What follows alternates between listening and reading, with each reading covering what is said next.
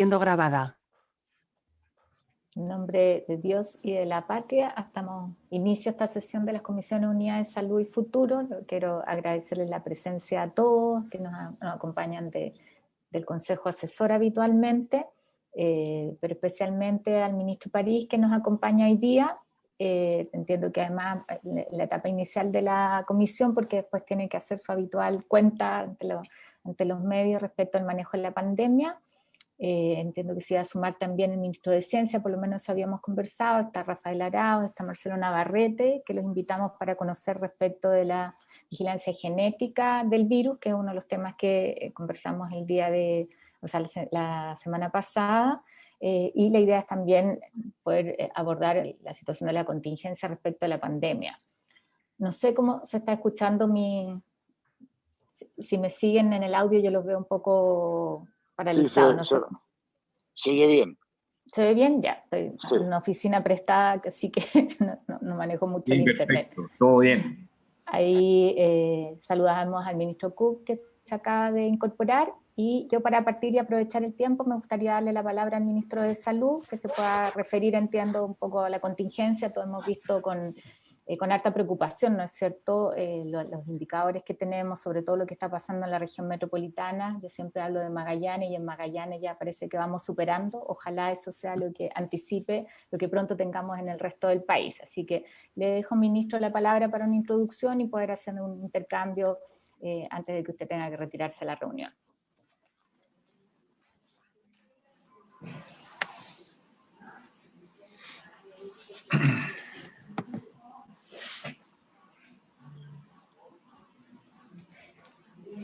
Ministro, no lo escuchamos, por lo menos yo no escucho.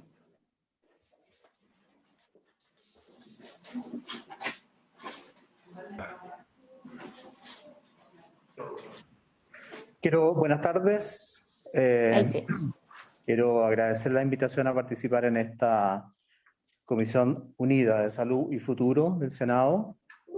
Yo había saludado a algunas de las personas que están en la reunión, pero sobre todo quiero saludar a Evelyn Coronado y a don Fernando Sofia.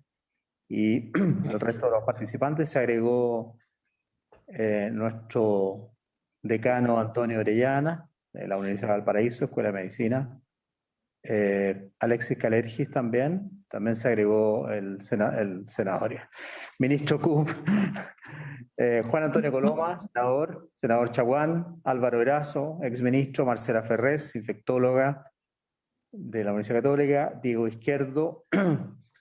La verdad es que la situación que estamos viviendo con respecto a la pandemia, vengo saliendo de la reunión que hacemos todos los jueves con diferentes ministros y con el presidente de la República, es una situación, como hemos venido diciendo en los últimos días, preocupante, ya que se observa un aumento significativo de los casos, sobre todo en la región de Coquimbo, en la región de Valparaíso, en la región metropolitana, como decía la senadora Goich, en la región de O'Higgins, también en la región de Ñuble, Biobío, Araucanía y Los Ríos. Sin embargo, hay una baja importante, o no tan importante, pero sí significativa en la región de Antofagasta, y sobre todo venimos observando bajas del orden del 15% en los últimos 7 días y del 19% en los últimos 7 días también en las regiones de Aysén, Magallanes, y también tuvimos una baja de 7%, menos 7%, en la región de los lagos. Por lo tanto, el comportamiento de la pandemia es disímil en relación a las regiones y la región metropolitana. En la región metropolitana hemos tenido un aumento a 7 días de un 27% de los casos. También tenemos un aumento muy importante en los ingresos a las unidades de cuidados intensivos, que han aumentado de forma muy significativa en los últimos, desde noviembre, desde el 29 de noviembre, por ejemplo, hasta el 7 de marzo, hay un aumento de casi el 400%, de 31 casos que ingresaban, están ingresando casi 150 casos, y también la tasa de crecimiento semanal en UCI es del 21% en promedio.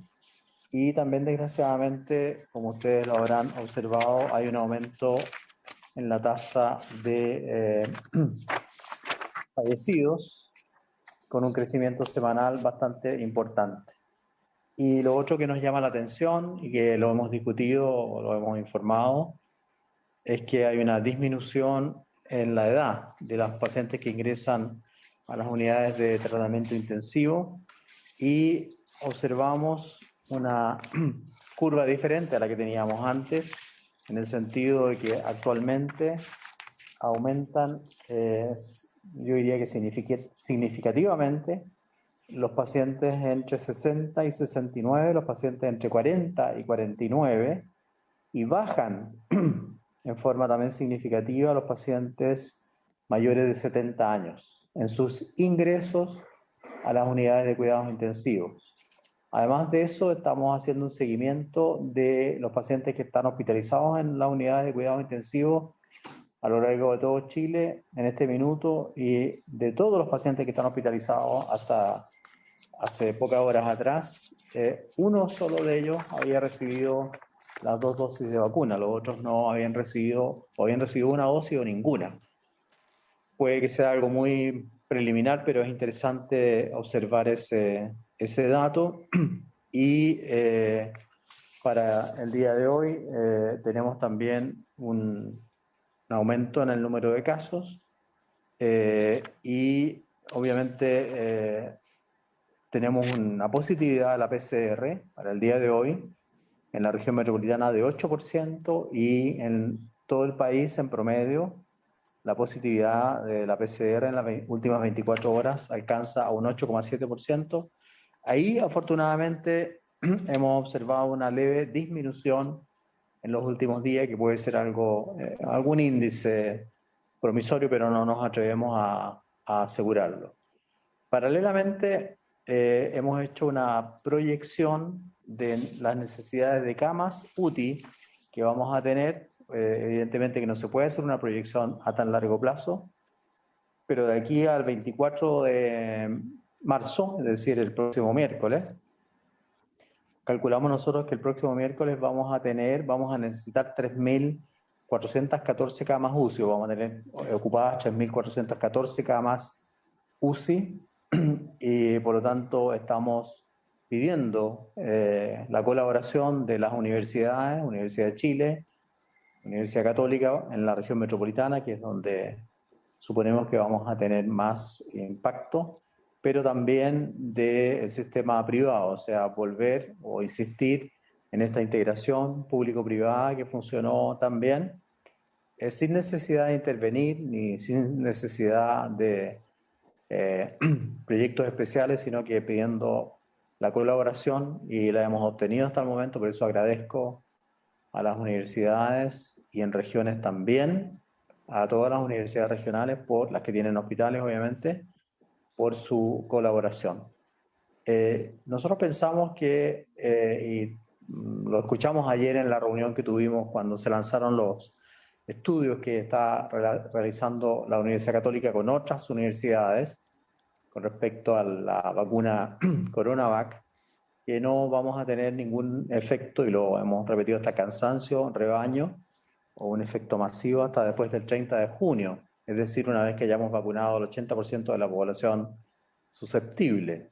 Por lo tanto, eso hay que transmitirlo a la comunidad, a la población, para que la gente no piense que porque se vacunó, porque hemos avanzado en la campaña, haya que descuidarse de otras medidas básicas como son el distanciamiento físico, la mascarilla, el lavado de manos. Quiero saludar también a Máximo Pavés, que está aquí en el mismo edificio con nosotros, pero en el primer piso, el subsecretario, que veo que está también participando en la reunión. No sé si hay preguntas al respecto o que quieran que yo agregue algún detalle específico con respecto a lo que les he contado. Sí, me había pedido la palabra el senador Francisco Chaguán. Ministro, primero agradecerle por sumarse a estas reuniones que se han extendido, yo diría, prácticamente los últimos 8 meses, y puedo quedar corto, y donde hemos elaborado minutas de las reuniones. La idea es poder establecer un canal directo para que esas minutas de estas análisis que se están haciendo puedan también significar un aporte también al Ministerio de Salud. Preguntarle además si esas minutas le han estado llegando o no, primero. Segundo, en segundo lugar, sería útil, ministro, manifestarle una señal de preocupación que tenemos, que hizo relación particularmente con la trazabilidad. La trazabilidad para nosotros ha sido uno de los temas muy importantes que hemos planteado reiteradamente en estas reuniones, y hizo relación con la bajada de los índices de trazabilidad, no solamente a niveles regionales, sino que ojalá también a niveles comunales, para los efectos de ir apretando también a través de o de la Asociación Chilena de Municipalidades o a través de los propios alcaldes, justamente el mejoramiento de los sistemas de trazabilidad, aun cuando el propio ministerio ha instalado oficinas de trazabilidad que han reforzado muchísimo justamente aquello. Pero claramente hay una diferencia sustantiva entre comunas y regiones, y eso también es importante tenerlo sobre la vista. Un tercer elemento dice relación con el proceso de vacunación, y porque en la Unión Europea se está gestando la posibilidad ciertamente de un pasaporte de personas vacunadas, y donde justamente la vacuna Sinovac, que es la que mayormente se está utilizando en nuestro país, no es parte de aquello. Nosotros entendemos que también eso es parte del proceso de acreditación de la vacuna de Sinovac también en la Unión Europea, y espero que ese tema se pueda resolver. En cuarto lugar, yo diría que también es preocupante lo que dice relación con la inquietud ciudadana de un riesgo de una cuarentena total. Y eso también quiero transmitirlo también con toda franqueza, para ver. Yo sé que estos temas van evolucionando desde el punto de vista de los datos epidemiológicos, pero ciertamente es una señal de preocupación. Y por último, ministro, otro tema que nos preocupa en particular dice relación con el proceso electoral.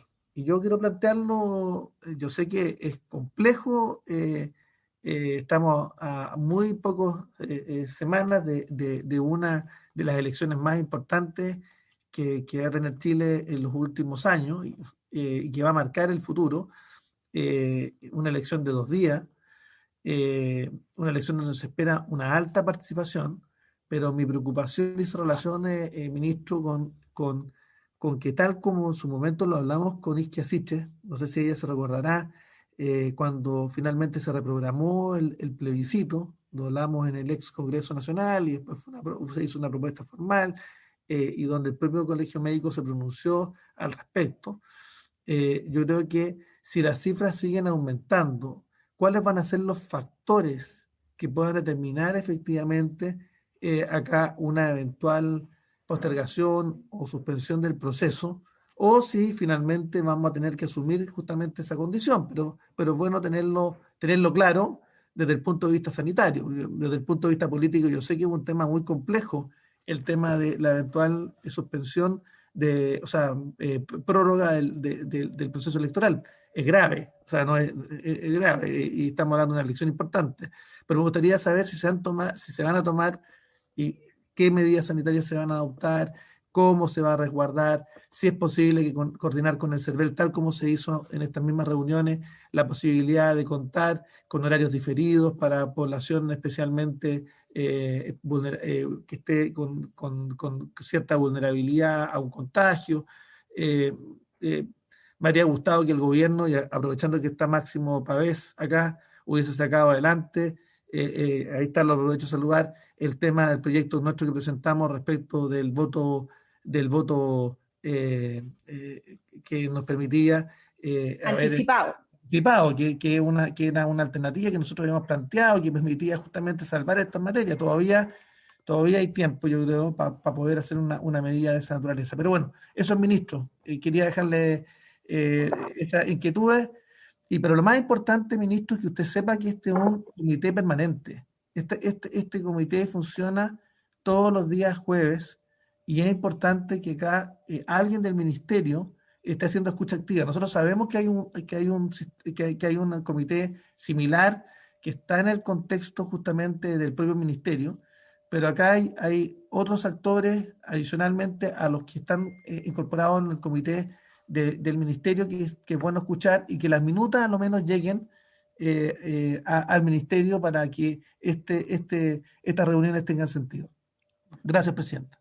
Gracias, senador. Le damos la palabra al senador Chaguán, ministro, y a la doctora Siches, que nos la pidieron, y después se la devuelvo. Si me quiere dar de nuevo, presidenta, no hay problema. No, perdón, al senador Coloma. Sí. Coloma, perdón. Gracias, presidenta. No, Eso es muy, puro muy cariño, breve. Eso es el puro cariño de la presidenta. Está bien, muy brevemente, presidente, porque entiendo que el ministro tiene que dar la conferencia. A ver, yo quiero hacer dos consultas. Primero, respecto al tema de las vacunas. Entiendo que el ministro planteó que los primeros a junio podríamos tener el 80% y eso podría generar un efecto rebaño, pero me gustaría ver si tiene algún dato más preciso, algo hemos visto en la prensa, del efecto que está produciendo en cada una de las personas la actual vacunación. Entiendo que tiene que ver con los adultos mayores, que básicamente el hecho de que no vayan, no estén yendo, si hay una baja en las camas de emergencia, es una buena señal, pero creo que es muy importante poder espallarse un poquito respecto a cuáles son los efectos que se están notando, digamos, en cada una de las personas y tanto como en la población en general, que algo lo dijo. Y por último, el tema respecto, o sea, hay muchas preguntas, pero quiero concentrarme en respecto a las camas. A mí me gustaría saber un poco más lo que está haciendo el gobierno, digamos, frente a este tema que se nos vino sobreviviente en el mundo y en donde claramente ha tensionado al máximo las capacidades hospitalarias de todas partes. En otras partes hemos visto que han sucumbido nomás. Y aquí me gustaría saber, entiendo que hay un número importante de ventiladores que afortunadamente se trajeron en tiempo y forma, que hoy día el problema podría estar más traducido en las camas o en la capacidad de atención de los profesionales de salud que están con toda razón completamente agotados. Me gustaría concentrarme en esos dos temas. Yo, respecto de los otros temas electorales, tengo una opinión que creo que ayudó mucho el hecho que sea 2 días la elección, que da un espacio grande, pero tenemos que ir viendo obviamente cómo va evolucionando. Mis preguntas son por eso, estimado presidente, de forma precisa. Muchas gracias. Gracias, senador. Isquia. Muy buenas tardes a todos y a todas. Bueno, tengo hartas preguntas también bastante parecidas a las del senador Chaguán. Nosotros como Colegio Médico valoramos mucho esta instancia, sobre todo porque podemos decirle a los senadores qué temas nos preocupan y también porque es el único espacio que tenemos de reunión y encuentro con el Consejo Asesor, que es una instancia que valoramos de sobremanera. Solo quería reiterar algunas de las temas que habíamos planteado en la última sesión. Nosotros hemos propuesto, en conjunto con las sociedades científicas como comunidad médica, que estamos en un momento de fragilidad y desapego de la ciudadanía a las medidas y nos parecía estratégico poder mirar a profundidad 3 áreas de las que se están trabajando. Hoy día vamos a abordar una que tiene que ver con variantes, pero habían 2 otras que creíamos que teníamos que hacer un zoom como país y quizá apoyarnos en otros actores para poder ir perfeccionando. Eso es TTA, tal como se planteó con anterioridad, poder mirar por qué tenemos resultados subóptimos y cómo podemos optimizarlo. Y en segundo paso, mirar el plan paso a paso en su globalidad para poder intentar mejorar su coherencia y consistencia para que también sea más eficaz y las personas comprendan por qué algunas actividades están restringidas, por qué otras no, en la lógica del riesgo sanitario que ellas implican. Quisiera aprovechar esta entidad para reiterar a los ministros que están presentes la propuesta que hemos presentado. No hemos tenido ninguna respuesta por parte del gobierno hasta la fecha. Hemos planteado que esto debería ser abordado sin duda por los expertos del Consejo Asesor, pero también nos parecía que un aterrizaje podría ser utilizando la instancia de la mesa social de la cual nosotros somos parte. Muchas gracias. Gracias, Isquia. Ministro, yo solo quiero complementar la importancia de que se fortalezcan las instancias regionales, o sea, las mesas regionales. Yo creo que hay hartas cosas que tienen que ver con comprometer mucho más al territorio, y creo que eso es algo que es súper importante reforzar en esta etapa. Y solo sumar a lo que ya han planteado los colegas, si tenemos algunos datos de evidencia de qué está pasando con el nivel de, o sea, con las personas que se han vacunado, el nivel de riesgo o de agravarse una vez que contraen el virus. Si tenemos alguna noción de eso o alguna información en estas etapas. Le dejo la palabra al ministro para respetar los tiempos. Senador Chaguán. No, 10 segundos. Simplemente que también es otro de los temas que nos ha preocupado, es que la posibilidad de uso intensivo de antivirales. Yo sé que esto es un tema debatido, pero ya el ISP ha autorizado para algunas comunas el uso de antivirales para aquellas personas que tienen una pesquisa temprana.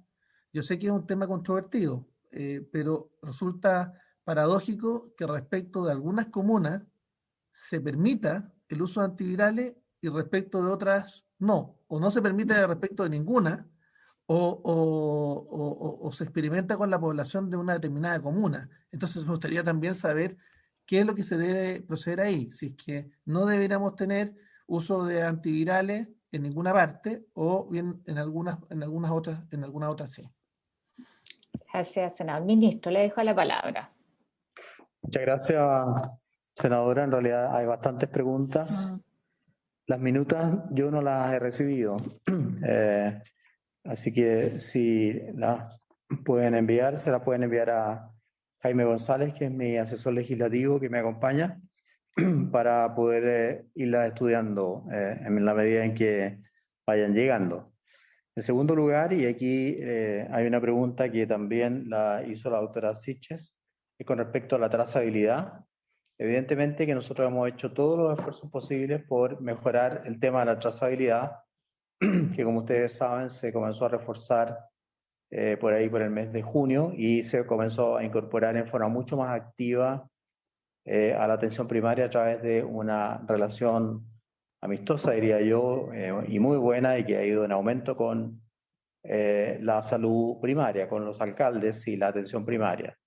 Paralelamente, como dice el senador Chaguán, nosotros hemos reforzado y hemos instalado centros propios en prácticamente todas las grandes capitales regionales, en las 16 capitales regionales, centros propios en concomitancia con las universidades regionales, donde hemos contratado gente para que lleven a cabo la trazabilidad. Yo he visitado varios de esos centros y son realmente espectaculares. Por ejemplo, en Punta Arenas hay uno, en Temuco hay uno, en Valdivia tenemos, en Concepción, en el norte de Chile también, en Arica, y hemos ido mejorando la trazabilidad. Pero nos hemos ido encontrando con el problema de que las personas, índice, por así decirlo, es muy fácil identificarlas, porque al tener la PCR positiva, al tener nosotros el RUT de la persona, porque es obligación cuando el laboratorio informa la PCR positiva, informar el RUT, lo podemos ubicar fácilmente. Pero de ahí a que la persona comience a dar los contactos que esa persona tuvo, comienzan las dificultades, porque desgraciadamente no todos están de acuerdo o no todos quieren o no les parece adecuado dar el nombre de los contactos que ha tenido. Entonces, como dice Francisco Chaguán, en algunas regiones, en algunas comunas incluso, esto funciona muy bien, y hay comunas que se destacan enormemente porque son capaces de tener una trazabilidad altísima, y hay otras que no logran hacerlo. Pero no es una falla intrínseca del sistema, sino que también para tener una buena trazabilidad se requiere fundamentalmente la colaboración de las personas. Muchas veces la persona no quiere, para no dañar a otra persona, que va a tener que hacerse los exámenes, o va a tener que entrar en cuarentena, o va a tener que pedir licencia. Entonces, es una serie de factores que hay que ir mejorando, y no es, y ha sido de todas maneras un esfuerzo grande que hemos hecho. Hemos entregado una cantidad impresionante de dinero a los municipios para justamente el tema de la trazabilidad, y se va entregando cada vez que ellos rinden el uso de esos dineros. Eso está en el presupuesto del Ministerio de Salud, incluso dentro del presupuesto que se presentó al Congreso venía un ítem de trazabilidad. Con respecto al pasaporte de vacunación, yo aquí quiero llamar más bien a la concordia, y el presidente Piñera lo ha dicho en las reuniones de Prosur y en las reuniones que hemos tenido con los ministros de salud de Latinoamérica y el Caribe, de que aquí no puede haber una discusión, que la vacuna china es mejor, que la vacuna europea es mejor, que solo Europa va a aceptar a los vacunados con vacunas aceptadas por EMA, o China, como acaba de decir, solamente va a permitir que no hagan cuarentena aquellos que han recibido vacunas chinas. Yo creo que aquí la OMS tiene que tomar una actitud más proactiva y una norma general que diga, bueno, las vacunas que han sido aprobadas por agencias acreditadas a lo largo de todo el mundo, sean cual sea el origen que tengan, si son aprobadas, deben servir, entre comillas, en este tema del pasaporte sanitario que me pregunta el senador Chaguán. Y yo creo que es importante que ahí estemos de acuerdo y tengamos una sola visión. No sé qué pensará el Consejo Asesor. Sobre la cuarentena total, nosotros jamás anunciamos esto antes de que las decisiones estén tomadas. La gente piensa que las decisiones casi se toman de repente, y lo dijo, y lamento que lo hayan dicho así, un comentarista una vez dijo que nosotros tomábamos las decisiones casi jugando a la ruleta rusa o al cachipún. No es así. Es un grupo de expertos, una cantidad enorme de gente que recaba datos, que obtiene datos epidemiológicos, datos de la PCR, de la positividad, se analiza comuna por comuna, con gran detalle la cantidad de camas ocupadas, la búsqueda activa o búsqueda de casos en pacientes, es decir, para cada región, incluso les voy a mostrar acá, se hace un análisis exhaustivo, comuna por comuna, la variación de los 7 días, la variación de los 14 días, la población, la positividad semanal, la búsqueda activa, la incidencia pública, el número de días que la comuna lleva en tal o cual etapa. Entonces, generalmente dicen, no entendemos cómo se toman las medidas. Bueno, nosotros lo he explicado montones de veces. Se toman en cuenta las variaciones, la positividad de la PCR, la ocupación de camas, en fin. Por lo tanto, decidir una cuarentena total no es una cosa que se haga sin un análisis profundo, sino que con mucho cuidado, y evidentemente que las cuarentenas totales tienen efectos sobre el desempeño de la sociedad, ya que no toda la gente tiene acceso al cajero automático, ni toda la gente tiene cuenta corriente, ni toda la gente tiene ingresos fijos. Hay muchas personas que tienen que salir a buscar el pan de cada día, trabajando día a día. Entonces, poner a una comuna o una región o al país entero en cuarentena debe ir acompañado, y también he escuchado esas críticas, de un apoyo social muy importante, obviamente, ya sea en dinero, en alimentos, en atención médica, en visita domiciliaria, en lo que sea. O sea, no, un país no puede decretar una cuarentena total si no tiene un sistema de seguridad público o de seguridad social o de acompañamiento robusto. Y eso obviamente es lo que tenemos que ir balanceando nosotros. También podemos matar a una comunidad entera si dejamos a todos encerrados y no tienen ni plata para comer, ni tienen comida en la casa. Entonces, el balance no es fácil. Y además, la otra crítica que se hace cuando no se hace una cuarentena total, homogénea, es que aumenta la movilidad. La movilidad aumenta, y la movilidad se mantiene desgraciadamente de todas maneras. ¿Por qué? Porque hay montones de permisos, y en eso sí vamos a ser mucho más estrictos. Gente que vende permisos, gente que falsifica permisos para tal o cual actividad que se dice que es esencial y no es así, y entonces engañan a los carabineros, a los inspectores, porque claro, andan circulando. Ayer no sé si vieron las fotos del biotren en Concepción, iba repleto de gente en una región que está toda en cuarentena. Y nosotros le decíamos a los inspectores, bueno, pero ¿cómo pasó eso? Es que le pedíamos el permiso y todos tenían el permiso. Hay gente que falsifica incluso permiso. Entonces no se ha creado la conciencia de que la movilidad, y ahí nuevamente la crítica de que no tenemos una buena comunicación de riesgo, que la comunidad no tiene la conciencia a veces de lo que significa el distanciamiento físico, el uso de mascarilla, el mantenerse en cuarentena, en fin. El proceso electoral es un proceso que no corresponde que el Ministerio de Salud, digamos, dé su venia, su aprobación para postergarlo o para mantenerlo. Nosotros hemos colaborado con el CERVEL, el senador Chaguán, hemos hecho los mismos protocolos y se van a aplicar los mismos protocolos que se ocuparon para el plebiscito, que fueron muy exitosos en relación al uso del lápiz, al distanciamiento físico, al lavado de manos, el alcohol gel, mascarilla, digamos, el lugar de votación sin puerta, todas las medidas que se tomaron para el plebiscito se van a aplicar para esta votación de 2 días. Y justamente la votación se ha hecho en 2 días para evitar la aglomeración. Hay horarios preferentes para los adultos mayores. Van a haber asistentes en la votación de adultos mayores, en fin. El CERVEL ha hecho un trabajo muy importante, pero el gobierno también ha colaborado en todo lo que el CERVEL ha solicitado. Si esto hay que postergarlo, o eso corresponde, digamos, a iniciativas que deben discutirse en el Parlamento, con iniciativas también favorecidas o no por el Ejecutivo.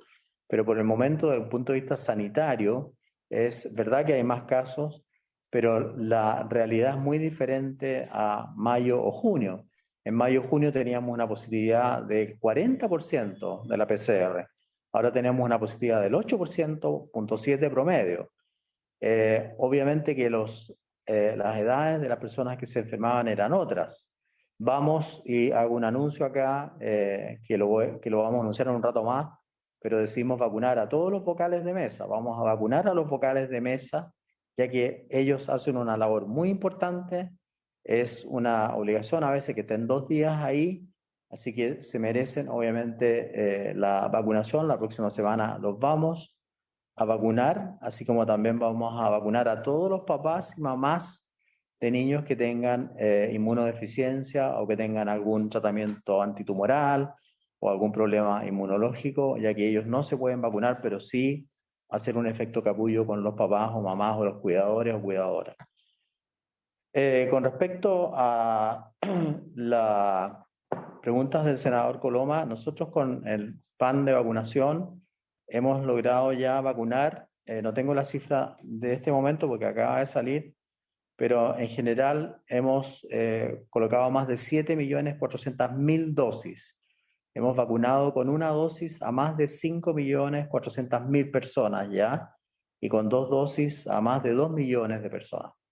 Sin embargo, yo lo decía antes, nosotros pensamos que antes del 15 de abril no vamos a tener algún efecto que podamos mostrar. Y el efecto protector verdadero, Juan Antonio, se va a obtener, nosotros pensamos, cuando se cumpla la vacunación del 80% de la población susceptible, lo cual va a ocurrir el 30 de junio. Así que antes del 30 de junio, también nos han acusado de eso, de triunfalismo, de que esto confunde a la gente. No es así. Nosotros no hemos publicado nosotros no hacemos los índices ni hacemos los rankings internacionales de velocidad de vacunación o de gente vacunada. Eso lo hace una universidad extranjera. Lo que sí, no queremos transmitir triunfalismo porque entendemos que la gente, al pensar que se vacunó, ya se libera. Y no es así. Todo lo contrario. Yo quiero pedirles ayuda en ese sentido para insistir que aunque tenga una dosis de la vacuna, aunque tenga 2 dosis de la vacuna protege para los casos graves o muy graves. No está claro que no proteja para los contagios. Por lo tanto, hay que seguir con el mascarilla, lavado de manos, distanciamiento físico, hasta que haya este efecto capullo, efecto de rebaño. Y es verdad que hay algunas regiones, y en este caso justamente la región de Magallanes, senadora Goich, que es la que lleva la delantera. La región de Magallanes ya ha vacunado, yo tengo la cifra de ayer, pero me imagino que hoy día ya tiene que tener vacunado a más del 30% de la población. Y es increíble cómo yo acabo de leer las cifras, hay una disminución evidente en Magallanes, que estuvo muchos meses con una circulación altísima y además con una positividad de la PCR altísima. En este momento Magallanes tiene una positividad de la PCR baja. Hay afortunadamente una baja circulación y se nota que hay una disminución en la cantidad de casos y por lo menos en esa región no tenemos problemas de camas. Lo de las camas, senador Coloma, estamos preocupados todos los días. El presidente de la República está profundamente preocupado. Yo llamo permanentemente, no solamente a las universidades, sino que también a algunos lugares que trabajaron en forma, digamos, integrada para solicitar el máximo de aumento de camas. Nosotros ya dije una cifra, pero a lo mejor usted no estaba todavía conectado.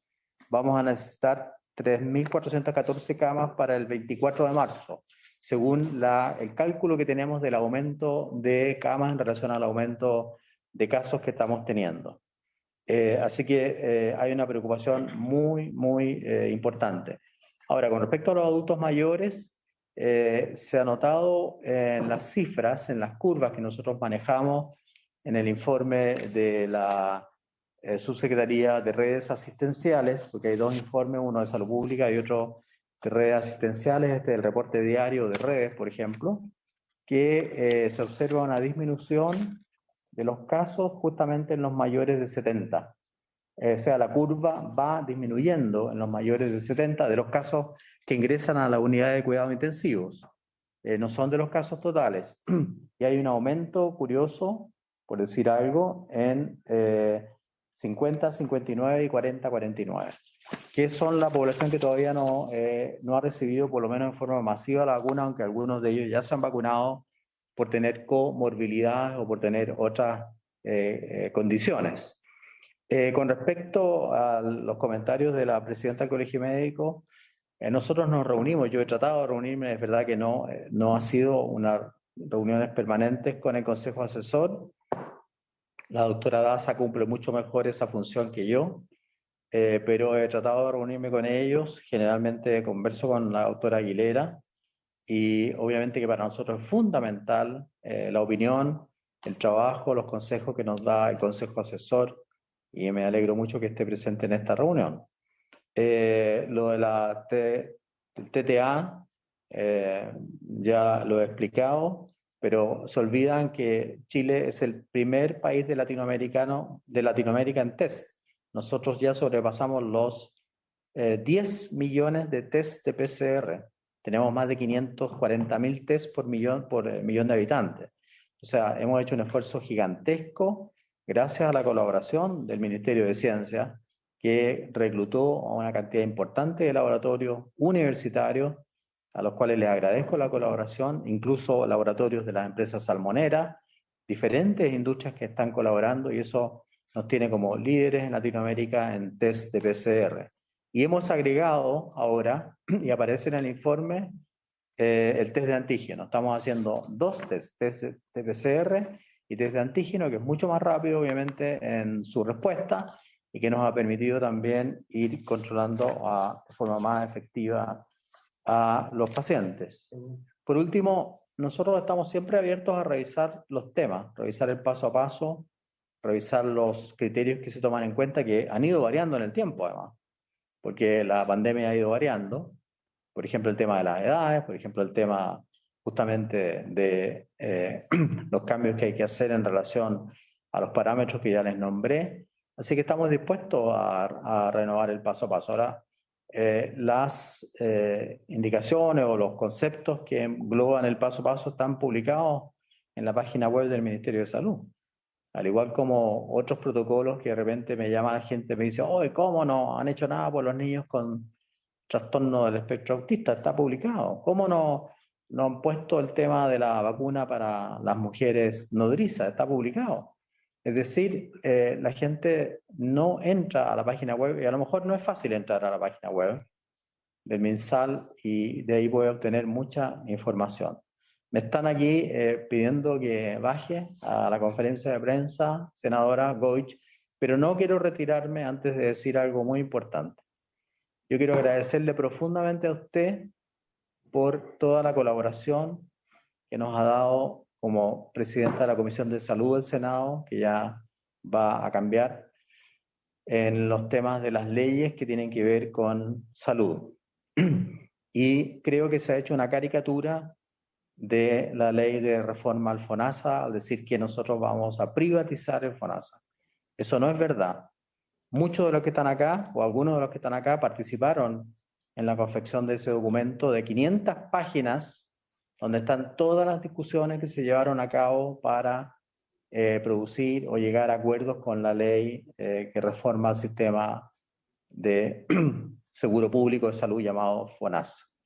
Así que yo les pediría, y está en la página web del Ministerio también, yo les pediría que leyeran el documento de 500 páginas antes de opinar que se está privatizando el FONASA. Ayer la senadora Proboste también lo dijo en la asunción como presidenta del Senado.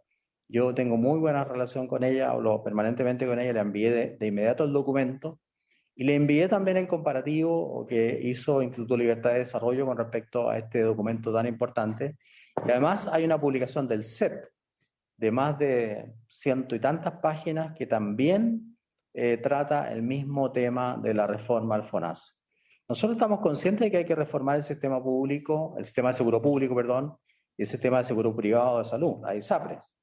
Pero nosotros queremos ir, ya que hablamos del paso a paso, también paso a paso. Y el que mucho abarca, poco aprieta. Entonces, comencemos por el seguro universal en salud. Comencemos por eso. Y ahí fueron consultados los asesores de todos los senadores de la Comisión de Salud, que pertenecen a muchos partidos políticos, y también fue consultado el Colegio Médico. El doctor Cristóbal Cuadrado participó. Obviamente que él no estuvo de acuerdo con todas las cosas, pero es así la discusión democrática. No hay acuerdo, y a los acuerdos deben lograrse en el Congreso, pero no por tuit ni atacando a la persona. A mí me molestó mucho, y se lo digo aquí a la presidenta del Colegio Médico, que el secretario general del Colegio Médico atacara a la senadora Goich, porque uno tiene derecho a votar como quiera y opinar como quiera, y no por eso tienen derecho a atacar a la persona por la opinión que da o por el voto que emite en el Senado. Entonces yo creo que en el tema del FONASA yo les pido la máxima colaboración posible. Es una ley que ya estaba más de un año. Nosotros la pasamos de la Cámara de Diputados al Senado para darle más movilidad, con un acuerdo obviamente con la Cámara de Diputados, no se la quitamos sin acuerdo. Y formamos esta comisión, donde también al comienzo estuvo Álvaro Erazo, para que se escucharan las opiniones de diferentes bancadas, de diferentes partidos políticos. Yo les pido que ojalá lean la ley, el proyecto, que avancemos en eso, porque la gente lleva años esperando esta reforma. La presidenta Bachelet hizo 2 comisiones, el presidente Piñera hizo 1 comisión. Cuando se formó una de las comisiones, Isquia, no invitaron al Colegio Médico, y yo reclamé, y me dieron una excusa increíble. Y en esta comisión sí nosotros invitamos al Colegio Médico. Entonces yo creo que aquí tenemos que avanzar en conjunto. No, ministro, el doctor Cuadrado no fue en representación del Colegio Médico. Perdón. Pero él figuraba como representante del Colegio Médico. No figuraba como representante del Colegio Médico. Bueno, nosotros no fuimos invitados. Pero yo me quiero quedar con el planteamiento del ministro, la disposición a conversar. Si algo tiene esta instancia es que incorpora distintas miradas, distintos saberes, súper transversal, y todos hemos hecho aprendizaje. Tenemos derecho a tener distintas posturas. El proyecto de FONASA está hoy día en la Comisión de Salud, va a asumir la próxima semana la presidencia del senador Rabindranath Quintero, que también es una persona bien dialogante, y yo lo que espero es que estén sobre la mesa las propuestas, y comparto que aquí más bien la invitación es a ver cómo podemos avanzar con las diferencias que tengamos, ponerlas sobre la mesa, pero no quedarnos a veces en titulares que nos cierran a una discusión que yo creo que la gente está esperando, donde podemos tener distintos planteamientos. Ahí yo no tengo duda que está abierto el espacio, independiente que yo no siga presidiendo, pero puedo comprometer el espacio para seguir escuchando, para recibir propuestas, siempre en un ámbito de respeto. Eso es, entiendo el planteamiento que hace el ministro, y yo sí quiero destacar que gracias al trabajo conjunto de todos los colegas de la comisión tuvimos un avance en varios temas en salud. Durante la próxima semana vamos a hacer una cuenta de eso, ministro, y de hecho ayer la tabla era cigarrillos electrónicos, avanzamos en reconocimiento de cuidadoras, en materia de ensayos clínicos, o sea, en distintos temas, y eso se ha hecho dialogando y tratando de procesar nuestras diferencias. Así que yo le agradezco, ministro, el estar acá en esta instancia, súper valioso. La semana pasada estuvo la subsecretaria, hoy día está usted, está el ministro de Ciencia, está Rafael. Creo que justamente el que esté el Consejo Asesor, esté la presidenta del Colegio Médico, estén representantes regionales, parte de la riqueza, ojalá pueda seguir participando en la medida que cuadre con otras actividades de agenda que entendemos que está como invitado permanente. Así que agradecerle y dejarlo liberado para que pueda ir a hacer el punto de prensa. Y yo solamente reiterar que ojalá se potencien las instancias regionales. O sea, eso es muy importante. Sí. Ahí hay mucha capacidad y permite muchas veces ajustar medidas que yo entiendo que se tienen que tomar en forma nacional, pero hoy día no necesitamos generar más instancias. Está la mesa social, generemos las réplicas regionales y potenciemos esas instancias. Sí, gracias, senadora, se me había olvidado ese punto. Bueno, yo creo que en la comisión donde se discuta la ley, obviamente que el Colegio Médico tiene que participar entonces y ser invitado como oficialmente corresponde. Yo no sabía que Cuadrado no era el representante oficial. Con respecto a las mesas regionales, quiero decirles que tanto la doctora Daza como el que habla ha participado en múltiples mesas regionales, no solamente en Santiago, sino que en regiones también, justamente en Magallanes, en Aysén, en Copiapó, en otras regiones que en este momento no recuerdo, pero esto de replicar la mesa social COVID-19 en regiones ha sido muy positivo. O sea, creo que eso hay que mantenerlo, hay que potenciarlo, porque en esas reuniones con la mesa social, son algunas mesas sociales que se llaman autoconvocadas también, se escuchan muchas opiniones muy importantes de la comunidad, de la gente. Y creo que eso hay que mantenerlo, obviamente, mantenerlo vigente. Si el Partido Socialista no está de acuerdo con la ley, bueno, la discusión tiene que darse en el Congreso, Álvaro, pero no decir yo no estoy de acuerdo con la ley. La ley se puede modificar, las leyes no están escritas en piedra y obviamente que se pueden escuchar y recibir todos los aportes. Y eso es lo importante de la discusión democrática que se lleva a cabo en el Parlamento. Muchas gracias, entonces, que tengan una buena sesión. Me retiro. Muchas gracias, ministro. Gracias, ministro. Gracias, ministro. Voy a dejar a todos invitados a la discusión de FONASA a partir de la próxima semana. Quiero hacerme cargo de eso también. Encantada, además, yo entiendo la complejidad que tiene y las distintas posturas, pero el diálogo siempre nos ayuda. Y quiero ahora darle la palabra al ministro Kub, que está acompañándonos también. Ahí creo que quedaron algunas cosas que podemos retomar después sobre la vacuna, Bella Alexia, y me gustaría hacerle algunas preguntas, pero primero darle el espacio al ministro. Algo estuvimos conversando respecto al trabajo que están haciendo y además entiendo articulado por lo que nos plantea su Ceremis, articulado también regionalmente, por eso invitamos especialmente a Marcelo de Magallanes. Entonces que nos puedas contar primero, después escuchar a Rafael, a Marcelo y poder hacer algunas consultas sobre el tema. Muchísimas gracias, Presidenta. Saludar a través suyo a los parlamentarios que nos acompañan, las parlamentarias y también todos los invitados a esta Comisión de Salud y Futuro.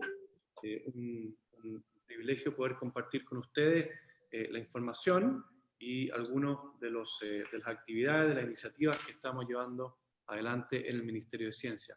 Voy a compartir una presentación bastante breve, voy a tratar de ser breve para dar espacio a la conversación. Y inicialmente quiero tocar dos temas. Quiero hacer un muy breve resumen de ciencia y más bien del Ministerio de Ciencia y COVID. Quiero pasar después a hablar también bastante breve y podemos profundizar en la discusión del ensayos clínicos y comentarle algunas consideraciones que todavía consideramos preliminares respecto a un programa de vigilancia genómica. Por esto, por las iniciativas del Ministerio de Ciencia, voy a pasar relativamente rápido. Muchos de ustedes ya las conocen, así que voy a solamente mencionar los titulares de las principales iniciativas que se han llevado adelante desde el Ministerio de Ciencia o muchas veces articuladas por el Ministerio de Ciencia. El ministro París ya mencionó el número 1, que es una red de laboratorios universitarios que con 33 laboratorios está contribuyendo todavía ahora la red a cargo del Ministerio de Salud, con cerca del 15% del diagnóstico nacional. Esta fue una red que se articuló especialmente para el COVID-19, pero que hoy día muchos de ellos continúan con MinSal, algunos también, esos también están buscando contribuir de maneras alternativas, por ejemplo, la convirtiendo también en un laboratorio de lo que puede ser la vigilancia en aguas subterráneas, por ejemplo, también a través de PCR. Se estableció un fondo... Problemas con el audio. Perdón. Sí, y parece que hay algún micrófono abierto también que hace como interferencia. Podemos revisar. Muchas gracias. Se estableció un fondo de investigación extraordinario COVID-19 a través de la ANIT. Se financiaron más de 60 proyectos. Estos son proyectos distintos a los que normalmente financiamos desde la ANIT. Son proyectos de un año, cortos entonces, por hasta un total que está ahí de hasta 90 millones de pesos. Muchos de ellos vinculados a las ciencias médicas, a las ciencias naturales, pero también importante proporción que se destinó a las ciencias sociales.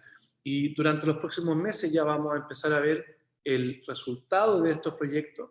Parte de las exigencias en las bases tenía que ver con que la información fuese abierta y por lo tanto disponible para todas las personas. Hemos trabajado en una submesa de datos desde el comienzo de la pandemia. Nos reunimos ayer, hemos tenido reuniones desde el mes de abril más o menos.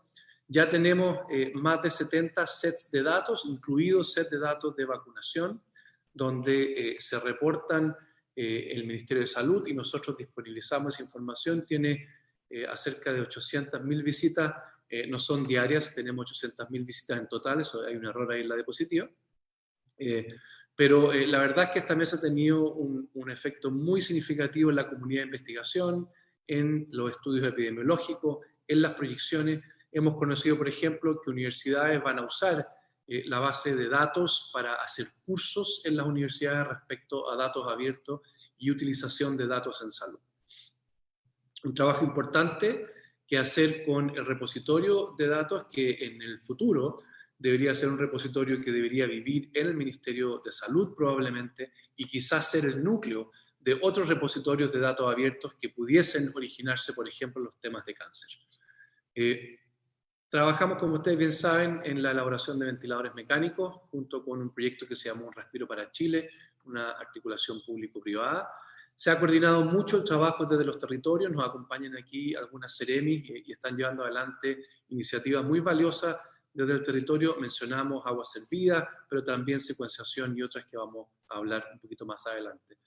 Y la estrategia de vacuna, una estrategia en la cual nosotros hemos participado como uno de los ministerios integrantes en lo que ha sido una coordinación interministerial, hoy día, ¿cierto?, en la parte ejecutiva liderada por el Ministerio de Salud y también con un rol muy destacado del Ministerio de Relaciones Exteriores en el cierre de los acuerdos comerciales, y el Ministerio de Ciencia con un comité científico asesor, inicialmente trabajando en la identificación de opciones. Recordemos que hace un año, cuando empezamos a trabajar, no habían vacunas, había que identificar los candidatos, revisamos más de 100 candidatos, nos reunimos con alrededor de 18 candidatos y de esos entonces hicimos un trabajo para realizar ensayos clínicos en nuestro país como una manera de anticiparnos y de abrir las puertas para conversaciones comerciales. Hoy día tenemos 4 ensayos clínicos ya en ejecución en Chile: Sinovac, Janssen, Oxford y CanSino.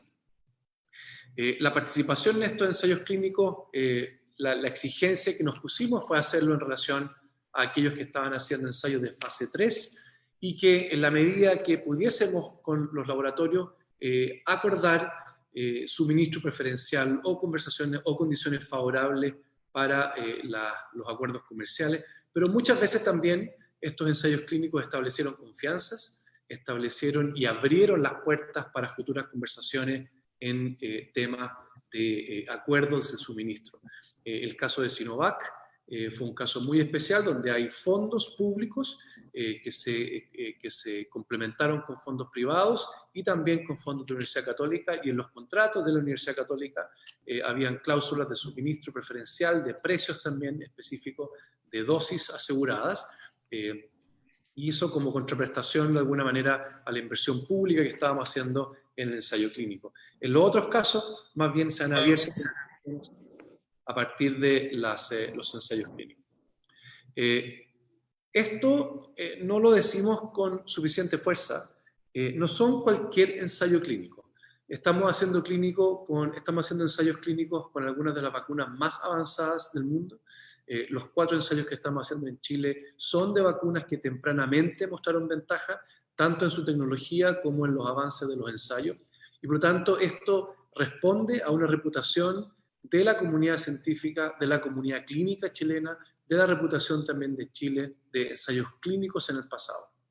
Además de tener un alto nivel de testeo y un sistema de información que permite hacer un seguimiento no solamente de los contagios, sino que también nos permite hacer un seguimiento muy detallado de la vacunación. Tenemos informes varias veces al día, prácticamente en tiempo real hoy día, de la campaña de vacunación, y eso sin duda también ha sido una de las claves del proceso de vacunación, pero también de lo que fue los atractivos para poder realizar ensayos clínicos en el país en colaboración con laboratorios internacionales. Y finalmente, una comunidad científica que estaba previamente vinculada con los laboratorios, y aquí, por ejemplo, si después interviene Alexis tenía un trabajo previo con Sinovac, y eso abre las puertas y da cuenta de la relevancia que es tener una comunidad de investigación sólida en Chile que anticipe, que nos pueda establecer esa vinculación internacional con la frontera del conocimiento. Lo anunciamos temprano, el 20 de junio anunciamos esta estrategia de ensayos clínicos, luego de haber evaluado una serie de otras alternativas, entre las cuales estuvo también la manufactura, algo que nosotros hemos planteado como un tema de futuro, pero que para esta instancia de vacunación necesitábamos actuar muy rápido, con plazos muy exigentes, y esta estrategia entonces nos permitió abrir esa puerta, establecer las confianzas. Este es un breve resumen de los ensayos que están hoy día en marcha en el país: Sinovac, Janssen, CanSino y Oxford. En total, más de 8.000 voluntarios y voluntarias. Creo que es muy importante en esta instancia formal de la comisión agradecer a cada uno de esos voluntarios, de esas voluntarias que nos han ayudado a que el conocimiento científico se ponga al servicio de las personas, al servicio de la salud de las personas, que salve vida y que proteja nuestra salud. Esto permite, estos 8.000 voluntarios y voluntarias de estos ensayos clínicos, nos dan un respaldo a vacunas que hoy día ya se comenzaron a utilizar en nuestro país, como el caso de Sinovac. Nos da un respaldo técnico, nos permite conocer el funcionamiento de la vacuna en nuestra población, permite participar de las mejoras, y aquí Alexis nos puede contar en detalle algunas de esas mejoras muy concretas, mayores de 60 años, por ejemplo, y la información adicional que se le entregó a MinSal, el plazo o el periodo entre dosis, la comparación 0,14-0,28, también una contribución muy significativa, la potencial contribución que se podría hacer, por ejemplo, en ensayos clínicos en niños, en algunos de estos ensayos que lo han propuesto a nivel internacional. Y el otro punto a destacar es, obviamente, agradecerles a todos, digamos, a todos los ensayos, pero en particular CanSino, el ensayo clínico más grande que se ha realizado en Chile, liderado por universidades regionales, la Universidad de la Frontera, con un liderazgo del sur de Chile, Universidad de la Frontera, Universidad Austral, Universidad de San Sebastián de los Lagos, también en Osorno, con centros clínicos participando desde Santiago, un verdadero ejemplo de la participación de regiones en la generación de conocimiento relevante para la región, para Chile y para el mundo. Yo no puedo estar más agradecido y orgulloso del trabajo que se ha hecho desde regiones, en especial considerando que el ensayo clínico de CanSino está abriendo la puerta a una negociación comercial que está prácticamente cerrada, liderada por el Ministerio de Relaciones Exteriores, que nos va a asegurar 1.8 millones de dosis de CanSino, una vacuna que se aplica en una sola dosis y donde nuevamente, al igual que el caso de Sinovac y el liderazgo de la Universidad Católica, el ensayo clínico nos va a abrir las puertas a una campaña de vacunación que se distingue quizás de muchas otras que hemos tenido en el pasado, que la investigación y desarrollo es parte del proceso. Y esto no es solamente un ejemplo y un caso de éxito para la campaña de vacunación, es un caso de éxito para un proceso social, sanitario, que también se puede extender a los procesos económicos, de cómo la investigación y desarrollo, estando dentro de los procesos, cambia la naturaleza, el valor del mismo proceso. Y creo que eso lo podemos usar como ejemplo para aplicarlo en el futuro. Nos entregó el primer informe ayer Sinovac. Estuvimos en la Universidad Católica con el rector, con el ministro de Salud, la subsecretaria, el equipo técnico de la Universidad Católica, el ISP. El ensayo está arrojando los primeros resultados, ensayos que han probado que la vacuna es de buena calidad, que tiene muy buen perfil de seguridad y que además tenemos hoy día el detalle de la respuesta inmunogénica en nuestra población, y de eso creo que puede hablar con muchísimo más propiedad Alexis, que está aquí con nosotros, pero la vacuna genera entonces una respuesta muy positiva de inmunogenicidad al cabo de 2 semanas de la segunda dosis en más del 90% de la población que se ha probado en nuestro país. ¿Qué nos ha enseñado esto? Debemos continuar el monitoreo y aportar datos al proceso de vacunación. Esto es lo que me refería con I+D incorporada al proceso, y pensar, ¿por qué no?, en participar, por ejemplo, de ensayos de fase 4, ya en los temas de efectividad, y aquí yo creo que muchas universidades así lo han manifestado, la Universidad Católica, la Universidad del Sur también su interés en participar de estudios de fase 4. Tenemos un consejo asesor científico, experto en vacunas, que nos pueden aconsejar sobre la futura participación en ensayos clínicos y la futura participación en desarrollo de vacunas, y a partir de esta experiencia esperamos dejar capacidades instaladas. Muy brevemente, el programa, y este es el segundo tema, programa de vigilancia genómica, cuyo objetivo es consolidar un programa de vigilancia genómica. Ustedes bien saben, en esta comisión muchos expertos y expertas, mucho más expertos que yo, tenemos que hacer un programa de vigilancia epidemiológica y también establecer un programa de vigilancia del virus. Y eso se hace a través, en este caso, de las posibilidades que nos da la tecnología, de hacer una vigilancia genómica de secuenciación, complementando las capacidades que tiene el ISP, que es un Instituto de Salud Pública que tiene capacidades de secuenciación, que las está empleando, pero que podemos complementarla para procesar, para analizar muestras, incorporando a nuestras instituciones de investigación, universidades, centros de investigación en la región metropolitana, también nuevamente un componente importante en regiones, y disponibilizar entonces estos datos para disponibilizarlos al sistema. Esto es lo que tenemos hasta hoy día. Está separado, en amarillo está lo que ha reportado el ISP, en gris está lo que ha reportado el consorcio y el grupo de universidades, a mano izquierda. Un 62% las ha aportado el ISP. Tenemos hoy día reportadas en Chile, en GSAID, cerca de 1.200 genomas, es decir, son secuencias distintas, genomas que ha aportado Chile en esta, digamos, en este esfuerzo compartido entre ISP y las universidades. A mano derecha tiene un gráfico que nuevamente está el ISP en amarillo, y cómo se distribuye entonces la contribución de distintas universidades, del consorcio de universidades, de la Universidad de Magallanes y también de la Universidad Católica, a este porcentaje que han hecho nuestras universidades. Y como ustedes ven, tenemos dos grandes capacidades instaladas en el país. Una es el ISP y otras son nuestras universidades, que están distribuidas en el territorio. El asunto es coordinación.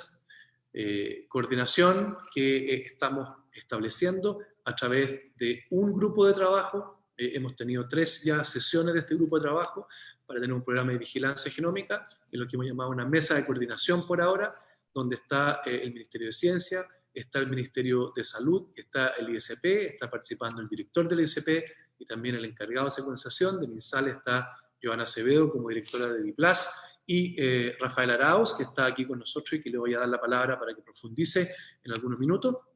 Y hemos invitado a distintas universidades que dan cuenta de una distribución territorial y también de capacidades que están instaladas hoy día en Chile de secuenciación. A través de ellas estamos vinculados con muchas más universidades, porque algunas de estas están consorciadas y por lo tanto las universidades pertenecen a un consorcio de genómica, pero aquí pusimos solamente las 6 universidades que son quienes albergan a los investigadores o investigadoras que están formando parte de esta mesa en este momento, sin perjuicio de que, como les digo, el consorcio abre prácticamente a todas las universidades con capacidad de secuenciación. Nosotros tenemos entonces algunas acciones ya que están en curso. Estamos creando una gobernanza de esta mesa a cargo de MinCiencia, que incluye a MinSal, al ISP y representación de las universidades. Ya hicimos un catastro único de capacidades nacionales. Esto se hizo con una colaboración entre el consorcio de universidades y la Sociedad Chilena de Genética.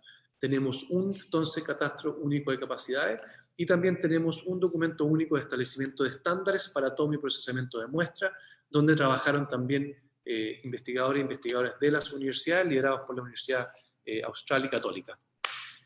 Tenemos hoy día también una estrategia que está a cargo de la DIPLAS, de la Dirección de Planificación Sanitaria de MinSal.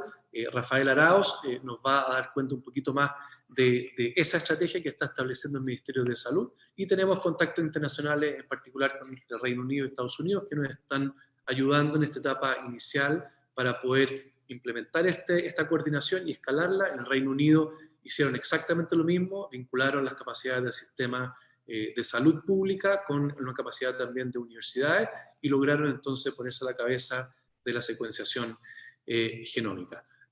Solamente mencionarles que estamos en etapas iniciales de la coordinación, una coordinación que por la complejidad técnica que tiene la secuenciación no es fácil.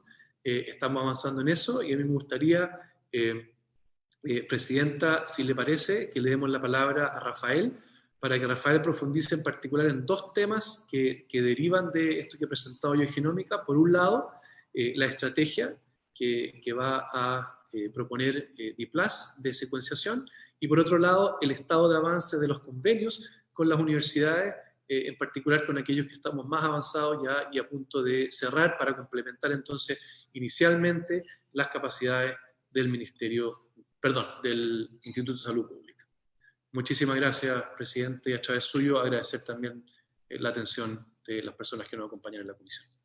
Muchas gracias, ministro. Le damos la palabra entonces a Rafael.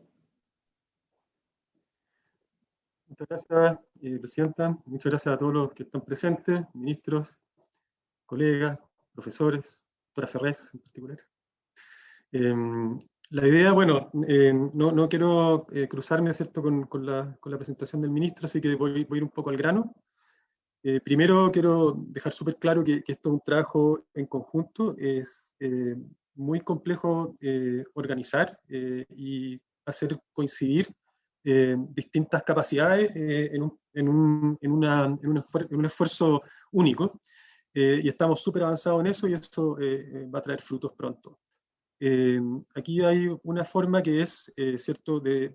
Lo primero que hicimos fue tratar de ver qué es lo que está haciendo el ISP, y de esa manera tener una idea de sus capacidades y cuánto podía expandir sus capacidades, considerando la cantidad de cosas que le toca hacer al ISP.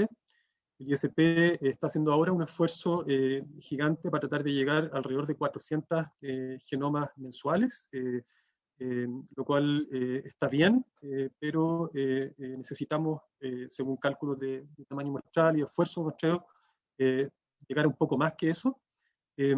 Y aquí hay un punto que yo quiero detenerme antes de hablar de los convenios. Es súper difícil estimar cuánto necesitamos secuenciar, ¿ya? Secuenciar, para los que no son técnicos, ¿cierto?, significa tomar el genoma completo de un virus, o parte del genoma, y decir de qué está compuesto, ¿cierto? A, T, T, C, G, etc. Y según eso, uno puede describir los genes y ver si hay mutaciones y si aparecen nuevos virus, por así decir, nuevas familias, ¿cierto? Linajes, que es la palabra correcta. Y en ese sentido, hay una diversidad de aproximaciones. Está el Reino Unido, que hizo un esfuerzo gigante y ha secuenciado alrededor de un 5 o un 7% de todas las muestras positivas que tienen, y eso es lo que en algún momento la OMS dijo que era el norte. El tema es que hacer eso al Reino Unido le ha costado un esfuerzo gigantesco en recursos económicos y humanos. Apenas están logrando dar abasto para la cantidad de muestreo que eso significa. Nosotros tuvimos una reunión con gente de Oxford y de Public Health England la semana pasada, y nos contaron un poco que la experiencia que ellos han tenido debiese informar al resto del mundo, y no necesariamente uno debiera apuntar a esos números, sino a vigilancias más realistas que podamos ejercer y más focalizadas en los grupos de interés. Entonces, si puedo presentar ahora para mostrarles un poco con ese contexto, lo que estamos tratando de hacer es, por un lado, ¿cierto?, a través de convenios con universidades que tienen capacidades, es complementar la vigilancia que hace el ISP, y por otro lado, desarrollar la estrategia para que una vez que tengamos, ¿cierto?, a todos estos convenios activos, poder echarlos a andar en forma armónica. Entonces, esto es muy general, no sé si detenerme, un poco la justificación, quizás ir al objetivo. Lo que nosotros queremos hacer con esta vigilancia no es secuenciar por secuenciar, sino que la idea es identificar precozmente la introducción de nuevas variantes. Variantes significa, ¿cierto?, que hay una mutación, ¿cierto? Son variantes que eventualmente se convierten en linajes y en virus que tienen comportamientos distintos. Por eso que es importante, si uno mira a SARS-CoV-2, hay múltiples apariciones de variantes todo el rato, porque por la biología del virus eso va a ocurrir. El tema es que cuando se juntan ciertas mutaciones que pudiesen concurrir en un virus particular, si esas mutaciones hacen que el virus sea capaz de resistir, por ejemplo, al efecto de la vacuna, transmitirse más, etcétera, lo puede hacer tener un mejor fitness y de esa manera convertirse en una variante o un linaje que genere problemas en la población. Por lo tanto, necesitamos ver si se están introduciendo de afuera variantes importantes, como la británica, por ejemplo, conocer la propagación geográfica y temporal de las variantes que aparezcan, ya sea por importación o propias desde Chile, y determinar el impacto, ¿cierto?, que tengan estas variantes en la transmisibilidad, su capacidad de generar enfermedad y en los tratamientos, ya sea respuesta a la vacuna, ¿cierto?, incluso su diagnóstico.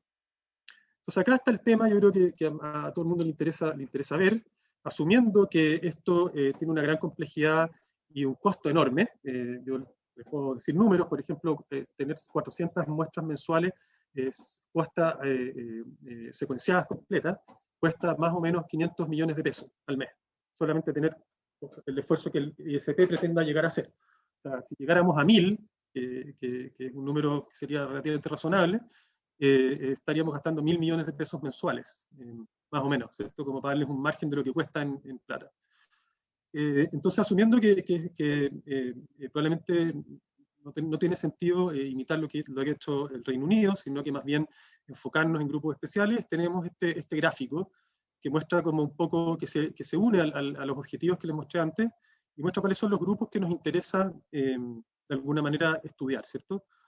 Lo primero es saber qué circula en Chile, ¿cierto? Es decir, qué cepas o qué linajes del virus son las que predominan en el país y eventualmente tener la capacidad de encontrar tempranamente nuevos linajes virales. Esto se puede hacer de distintas maneras. Nosotros proponemos hacerlo con estudios que se llaman estudios de prevalencia, en que uno ve la frecuencia de pacientes que están hospitalizados, en este caso, porque los hospitalizados, ¿cierto?, es la enfermedad más grave.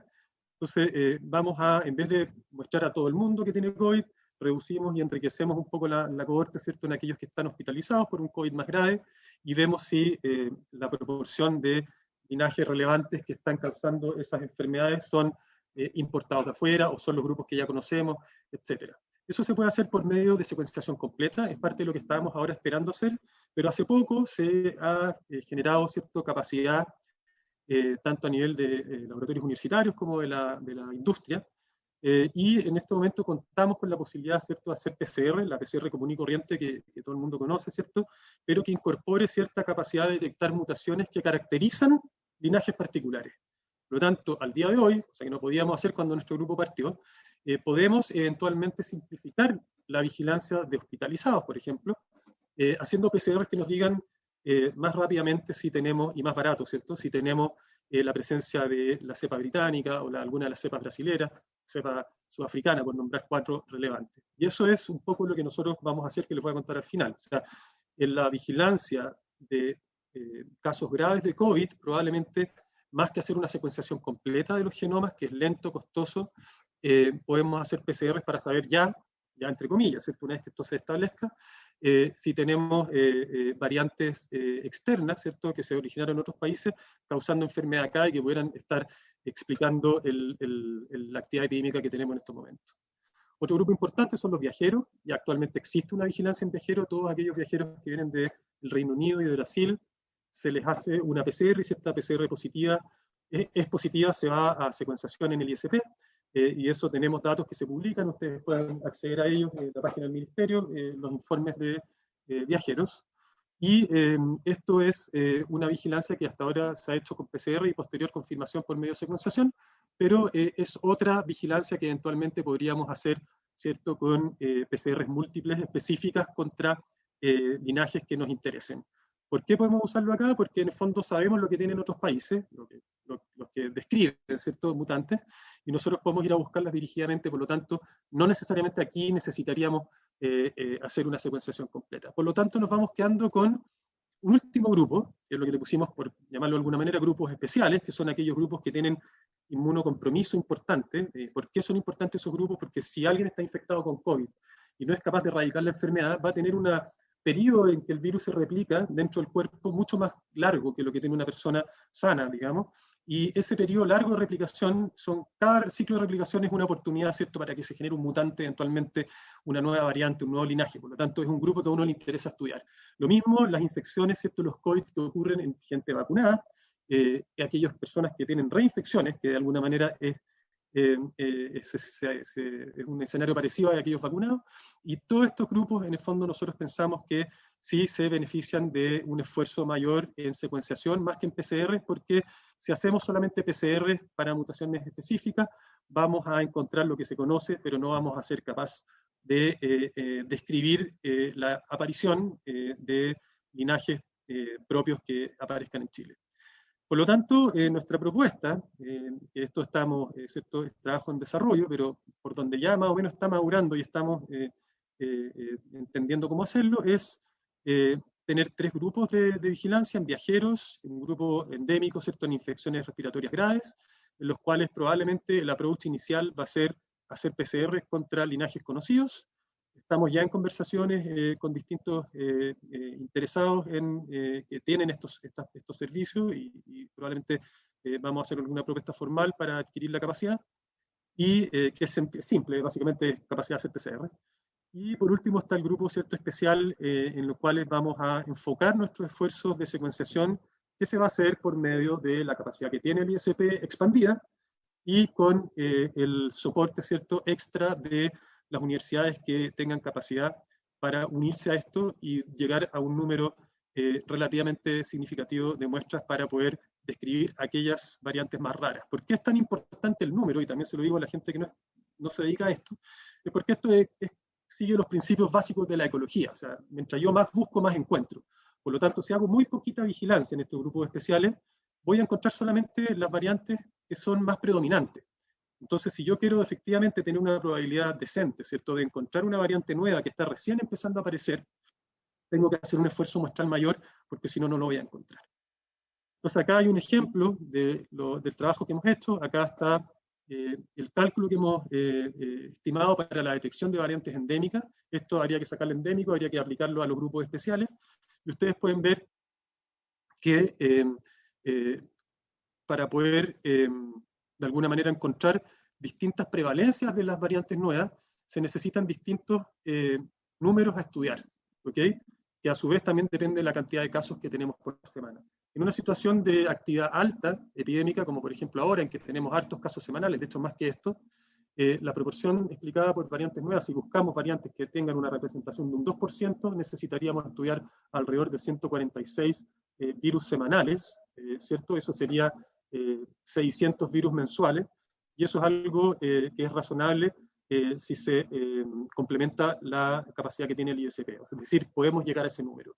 Y eso va a ser nuestra primera etapa.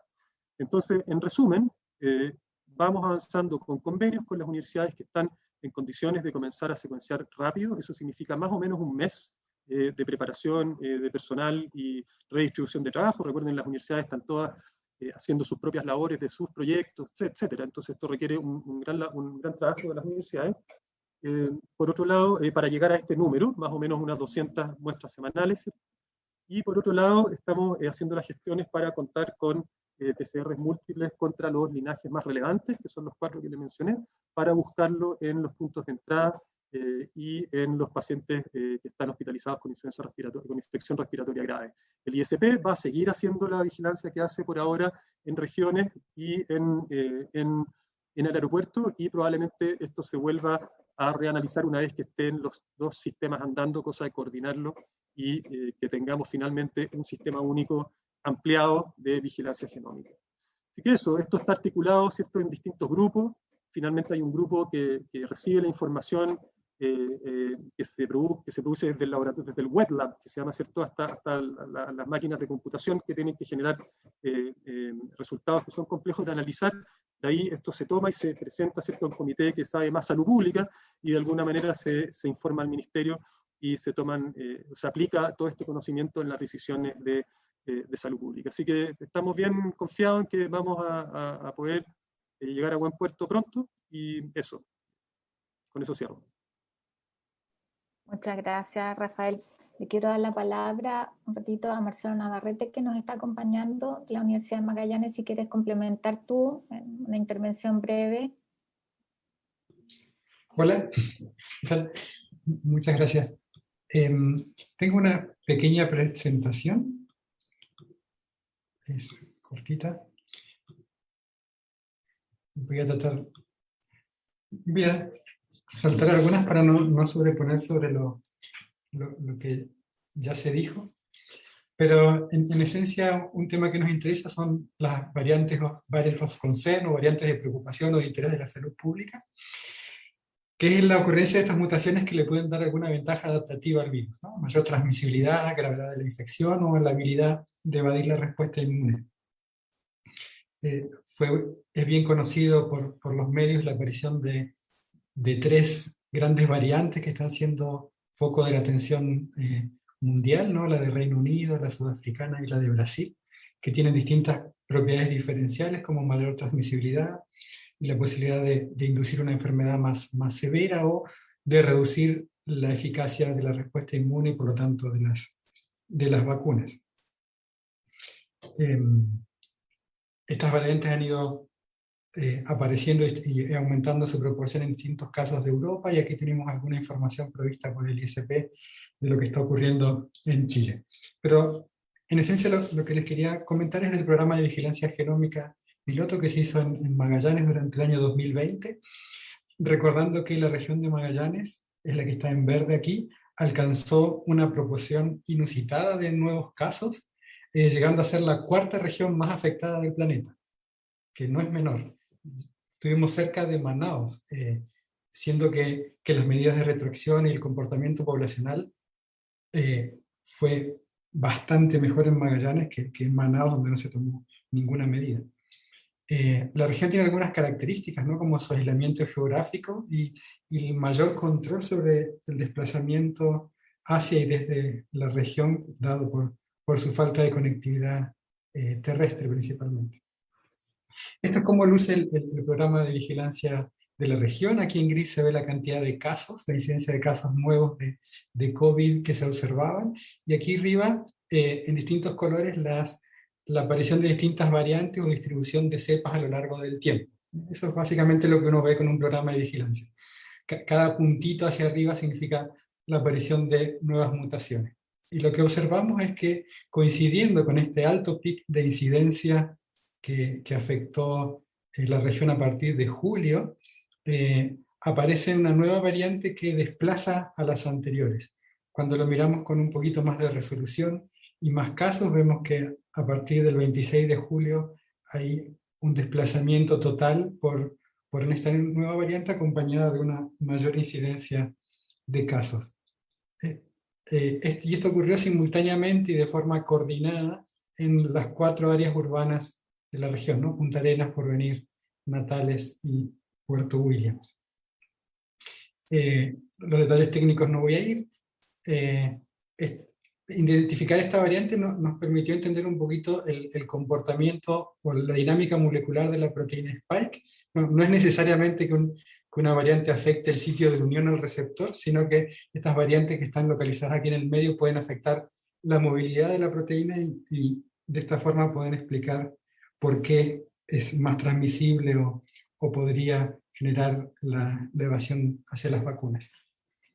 Un tema de gran interés y por qué es importante continuar con el monitoreo genómico es porque estas variantes de interés pueden tener efecto en los resultados de la inmunización, ¿no es cierto? La variante P1, la detectada en Brasil, hay alguna evidencia de que reduce la neutralización de sueros post-vacunación. Lo mismo con la de Sudáfrica, pero también otras variantes detectadas en los programas de vigilancia, por ejemplo, de California o de Nueva York, indican que existe un potencial en reducir la eficacia de los anticuerpos neutralizantes y por lo tanto podría afectar la efectividad de la vacunación. Recordemos que es muy interesante el caso de Manaos, ¿no? Donde el estimado es que por propagación natural del virus debió haberse alcanzado, es un estimado, no tenemos los datos exactos, de un 70% de tasa de infección, lo que se acerca a lo que uno estima como la inmunidad de rebaño. Sin embargo, a pesar de haber alcanzado teóricamente estas altas tasas de de anticuerpos a nivel poblacional, la emergencia de la nueva variante hizo un desastre mucho más alto que en la primera ola. Entonces debemos estar atentos porque hay mucho que todavía no conocemos al respecto. Bueno, ya se habló del monitoreo genómico en Chile, ¿no? Y en lo que va de la historia de la pandemia, tenemos unas 1.200 secuencias depositadas en GSAID, que es la base de datos internacional donde compartimos los datos de lo que está ocurriendo en las distintas regiones, y ya habló Rafael no mucho más en detalle, pero para tener una idea del desafío que tenemos delante, lo que nosotros hemos hecho en toda la pandemia, el programa de vigilancia danés lo hace en una semana. Así que es como para tener una idea nomás del desafío que nos queda en esta nueva red de vigilancia genómica. Es eso, para no extender. Muchas gracias, Marcelo. Quería darle la palabra a Alexis, que lo veo ahí conectado, para complementar. También se refirió al tema de eficacia y vacunación, algo nos plantea Marcelo también, que puedas hacer tus aportes. Muchas gracias, senadora. Con gusto, quizás sugiero la próxima sesión de esta comisión mixta podríamos presentar algunos de los resultados que ayer entregamos al ministro de Salud, Ciencia y ISP y a la subsecretaria de Salud para poder ver los datos, pero en términos generales el estudio cumplió esta semana el reclutamiento total de las personas voluntarias. Agradecer, al igual que el ministro, al compromiso de las personas que participaron del estudio. Vamos a seguir, obviamente, el estudio dura 1 año y medio. Cada persona va a tener un seguimiento de cerca de 1 año. Eso vamos a poder saber. Una pregunta clave es cuánto tiempo duran los anticuerpos. Vemos en términos generales que desde el punto de vista de la calidad, la vacuna con elementos fundamentales como por ejemplo la presencia de los antígenos, que son los componentes virales que generan la inmunidad. Entregamos un informe extenso de calidad. En términos de seguridad, un elemento central, evaluamos en la primera etapa del estudio, en un primer análisis interino de seguridad, observamos bastante poco efecto adverso a la inmunización y no tuvimos en la primera etapa efecto adverso severo como parte del estudio. Y estamos haciendo un análisis bien detallado, profundo de la inmunidad. Voy a explayar un poquito más. Creo que el aporte central que va a ser nuestro estudio. Observamos que la población de personas vacunadas que recibieron una dosis, vemos cierto nivel de anticuerpos 2 semanas después de la primera dosis, pero normal, ese nivel de anticuerpos está presente claramente, pero no se compara a lo que se obtiene después de la segunda dosis. Entonces medimos 2 semanas después de la dosis y 28 días después de la segunda dosis, y vemos que por lo menos a los 28 días después de la segunda dosis observamos que hay niveles de anticuerpos comparables a los que se observan 2 semanas después de la segunda dosis. Es decir, después de la segunda dosis logramos niveles altos de anticuerpos, se observan niveles altos de anticuerpos que están presentes en un 90% de los sujetos, incluido en la primera etapa del estudio, y esos niveles se mantienen por lo menos hasta el día 28 después de la segunda dosis. Por lo tanto, hay una señal de que la inmunidad está presente desde el inicio del estudio hasta el momento en los sujetos que hemos analizado a la fecha. Otro elemento central de este estudio tiene que ver con ensayos de neutralización. Estamos haciendo 4 tipos distintos de ensayos de neutralización. tres ensayos, perdón, que se hacen en condiciones de bioseguridad 2 y un ensayo que se hace a nivel de bioseguridad 3. En estos 4 ensayos vemos los títulos de anticuerpos se correlacionan con la capacidad neutralizante de los anticuerpos, siempre después de la segunda dosis, especialmente a los 14 a 28 días. Entonces, lo importante es que recuerden, el estudio nuestro partió a comienzos de diciembre, finales de noviembre, entonces en términos prácticos llevamos un poco más de 3 meses. Y queríamos hacer esta entrega de resultados como análisis de la primera etapa, que involucra cerca de 450 voluntarios y voluntarias, personal de salud, porque creemos que los datos son importantes. Estamos también redactando un manuscrito que esperamos enviar a publicación a comienzos de la próxima semana. Estamos en la etapa final de revisión dentro del equipo. Creemos que es muy importante poder publicar estos resultados de manera que lo hagamos público, ¿verdad?, de la comunidad científica y la comunidad general.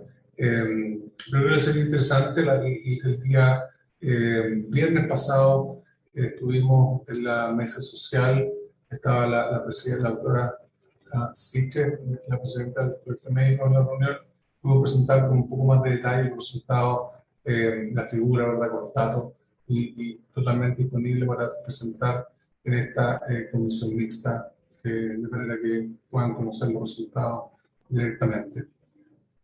De todas maneras, yo creo que sería súper valioso el poder ver el detalle y además considerando también la hora, no extendernos en eso en este minuto. Yo quiero darle la palabra a la Jimena, doctora Aguilera, para que aprovechemos además que nos haga su panorama encabezando el Consejo Asesor y después dar un espacio si hay algunas otras palabras y complementos. Más que encabezar al Consejo Asesor, que es un animal de muchas cabezas. Yo sabía que iba a decir eso, pero yo creo que todos coinciden en que es una gran vocera. Gracias. Bueno, comentar que hemos estado preocupados en este último tiempo de conversar justamente con Rafael respecto al tema de la vigilancia de las variantes. Nosotros, ustedes recuerdan que desde fines de año planteamos este tema de la necesidad de fortalecer el tema de la vigilancia, entonces hemos estado mirando ese tema, asesorando en cuáles serían las áreas a investigar, que están bien recogidas en lo que presentó Rafael. También tuvimos reuniones previas con el Instituto de Salud Pública, en las cuales le solicitamos que nos plantearan con el jefe de virología y el equipo que hace la secuenciación cuáles eran las barreras y posibilidades de que ellos ampliaran la capacidad de oferta en una primera instancia, además de constituir la red de universidades, que yo creo que está avanzando en un muy buen pie. Hoy día mismo yo estuve en una reunión, le estaba comentando a Rafael, de la OMS, el grupo de epidemiología, que están también tratando de desarrollar modelos matemáticos para tratar de identificar momentos en que la tendencia tiene inflexiones no esperadas, más allá de la natural hacia el ascenso, hacia el descenso, y que eso puede ayudar también a identificar momentos en que uno tenga o lugares y momentos para tratar de detectar las variantes por lo difícil que es, lo caro que es, como presentaba Rafael. Entonces, ha sido una de las áreas de preocupación nuestra. Lo otro es conversar sobre el tema de trazabilidad, como mencionó el senador Chaguán. Estamos preocupados del tema del desempeño de trazabilidad, y ya tenemos una reunión el próximo lunes con la encargada de trazabilidad del ministerio, justamente para ver, al igual que como nos juntamos con el ISP, qué es lo que está pasando, dónde hay problemas.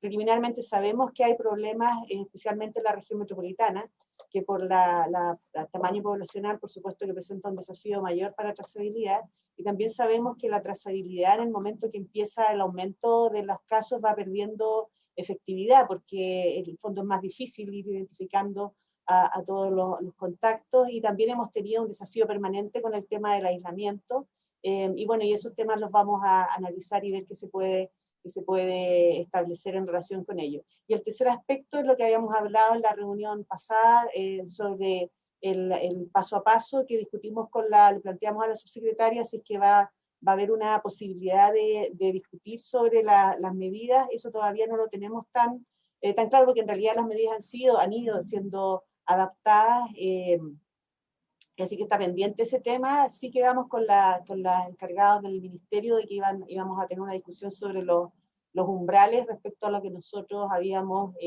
propuesto originalmente, que también fue una discusión bien larga con el ministerio para adoptarlo. Así que ese es un tema que está en desarrollo. Entonces, lo que hemos trabajado más y que ha sido la preocupación nuestra también es el tema entonces de las variantes, la situación epidemiológica, obviamente, cómo está evolucionando, este tema de la trazabilidad, que lo vamos a ver más en detalle el lunes, y también expectantes de conocer, de ver cómo sigue la estrategia de vacunación, que ha sido bastante exitosa, y de ver cuándo empiezan a tener los primeros resultados, y en eso también el ministerio lo hemos planteado, por lo menos yo lo he conversado con algunos, de la necesidad de que se muestre un poco para que la gente conozca cuál va a ser la forma de análisis de la efectividad de la vacuna, porque hay varias preguntas de gente que dice, oye, pero la notificación no está el antecedente de vacuna, y la gente no sabe que en realidad las bases de datos están notificadas y el ministerio tiene acceso a todas ellas y puede hacer el análisis de las series de gente vacunada y no vacunada. Entonces quizás sería recomendable que se hiciera como una explicación de cuál va a ser la estrategia, quizás en esta misma instancia o en la mesa social, para que haya una claridad de que efectivamente se están mirando los datos y que hay interés en ese análisis, y que eso, toda esa transparencia en los procesos, yo creo que contribuye a la confianza. Eso. No sé si Pablo quiere complementar, o Álvaro, o Fernando. O la Caterina, que andaba por ahí. Gracias. Pablo. Gracias, senadora. Solamente comentar una cosa que estamos observando con Marcela Ferrés en las redes de vigilancia, que han aparecido otros virus respiratorios, principalmente rinovirus, que produce un cuadro bastante leve de resfrío, tos, un poco de fiebre, tanto en adultos como en niños, pero que desde el punto de vista de la vigilancia epidemiológica traduce un montón de problemas. La gente está de alguna manera automatizada de conocer algunos síntomas respiratorios que debieran motivar consulta, por lo tanto se preocupan. Los servicios de urgencia han tenido una demanda mucho mayor de lo esperado, precisamente en parte por ese fenómeno de que la gente está más preocupada por los síntomas respiratorios. Los colegios también hay preocupación porque excluyen a los niños que presenten algún síntoma respiratorio, y finalmente también se traduce en un aumento del requerimiento de testeo de forma importante. Así que estamos en una condición un poquito diferente al año pasado, que no había prácticamente circulación de otros virus respiratorios. Ahora hay este rinovirus y pone en una atención diferente al sistema. Gracias, Eso. Pablo. Gracias. Álvaro. Gracias, senadora. Agregar solamente que una de las inquietudes que le planteamos al ministerio es cómo está articulándose la estrategia de trazabilidad desde la Seremi y articulada relacionada con la atención primaria. O sea, ver la suficiencia técnica, operacional, logística, región por región, por así decir. Y ojalá con mayor precisión hoy día, sobre todo a nivel de comuna. Pero nos preocupaba, digamos, en ese minuto, saber con mayor detalle, digamos, cómo se está operando, digamos, esta articulación. Porque ha habido comentarios, yo no me atrevo a hacer o fijar una posición, de que existe la intención o la disposición de las seremías a tomar mayor control sobre la vigilancia epidemiológica, sustituyéndolo parte de lo que ya ha estado haciendo la atención primaria. Entonces creo que ese es un punto que amerita una discusión más allá de lo operacional y logístico, sino también institucional y, por supuesto, presupuestario, que lo tocó al pasar el ministro. Eso. Muchas gracias, Álvaro. Fernando. Sí, brevemente, a lo ya dicho, para no redundar, El otro aspecto es que se han hecho tremendos esfuerzos de testeo y hartos esfuerzos de trazabilidad con el objetivo de cortar las cadenas de transmisión. Y finalmente esto tiene que incluir un aspecto de aislar los casos y aislarlos efectivamente. Y hemos observado que esto no está ocurriendo demasiado bien. En muchos lugares el principal sitio de aislamiento es en su hogar, por lo tanto es el lugar donde se va a producir mayor transmisión. Y los pacientes hospitalizados o los pacientes que están en residencias sanitarias no son una proporción muy importante. Esto es bien distinto en las distintas regiones. Desgraciadamente la metropolitana está muy baja, está menos del 10% con este tipo de aislamiento. Entonces, si hacemos todo el esfuerzo para cortar la cadena de transmisión, es fundamental aislar a los pacientes al final. Y eso tiene que hacerse bien. Y esto es uno de los motivos por los cuales vamos a conversar con la gente del TTA del MinSal. Particularmente yo tengo mucho interés en esto porque ocurre que es como ¿para qué hacemos tanta cuarentena y toque de queda y cosas si la gente igual con virus está transitando? Y tratar de trabajarlo en ese sentido. ¿Ah? Eso es lo que quería decir. Gracias. Muchas gracias, Fernando. No sé si hay algún otro comentario o consulta, aprovechando que está todavía acá el ministro. Caterina. Oye, yo una cosa breve, que sumándome a todo lo que han dicho y en particular lo que dijo Fernando recién, quiero recordar la necesidad de incorporar un test rápido de diagnóstico como el test en base antígeno, con muestras no invasoras como muestras de saliva o de fosa nasal anterior, que van a ser herramientas impresionantemente útiles para que las personas que tienen una sospecha, por ejemplo lo que dijo Pablo, esto del resfrío, me toca, ya, o sea, de varios colegios, jardines, sobre todo de niños menores, se han cerrado de inmediato por un cuadro respiratorio. Si se le hubiera podido hacer un test de antígeno, por ejemplo, da mucho más tranquilidad, y ese resultado lo puede hacer en el propio jardín infantil. Entonces también pensar, junto con lo que estamos haciendo y que recogió súper bien el Ministerio de Ciencias sobre las variantes y el ISP, hemos quedado atrás con el testeo rápido, hemos quedado atrás con la saliva. Pienso que son herramientas muy útiles cuando la población ya no se puede mantener encerrada y estamos abriendo todas estas actividades. Entonces también recordar que esto es una deuda que tenemos de poder implementarla en todo el país. Muchas gracias. Gracias, Caterina. Yo coincido contigo y viendo la experiencia de Magallanes, Marcelo nos mostraba los datos y nos ha tocado vivirlo en lo cotidiano. Es cierto que frente al recrudecimiento de los contagios, las medidas de confinamiento tienen que endurecerse, pero lo que vimos nosotros, yo lo voy a decir sin la evidencia científica, lo voy a decir casi como ciudadana, pero que con cuarentena o sin cuarentena no hubo mayor cambio. En términos de movilidad de la gente, en lo cotidiano, eso tiene muchas explicaciones, desde la percepción de riesgo que existe, ¿no es cierto?, la responsabilidad individual, pero también algo que probablemente tiene que ver con cómo van decayendo la capacidad de la gente por distintos motivos. Entonces, yo creo que esto de generar herramientas más a la mano e incorporarlas es fundamental.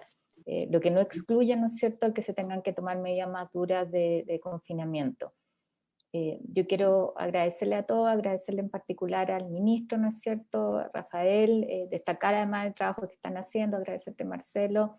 Creo que es súper valioso que estén las universidades regionales además incorporadas en investigación dentro de un proceso, como decía el ministro, además de primer nivel.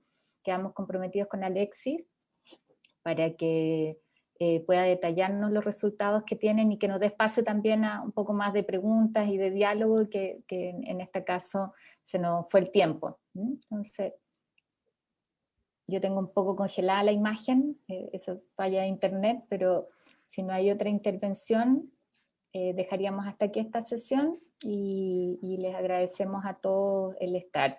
Voy a contactarme también con el nuevo presidente del CERVEL y el director, porque creo que sería interesante, no sé si la próxima semana o la subsiguiente, así como lo hemos hecho en otras ocasiones, dada la proximidad de las elecciones y también la incertidumbre que se generan, poder escucharlos a ellos, si les parece, como un tema a abordar también en la tabla.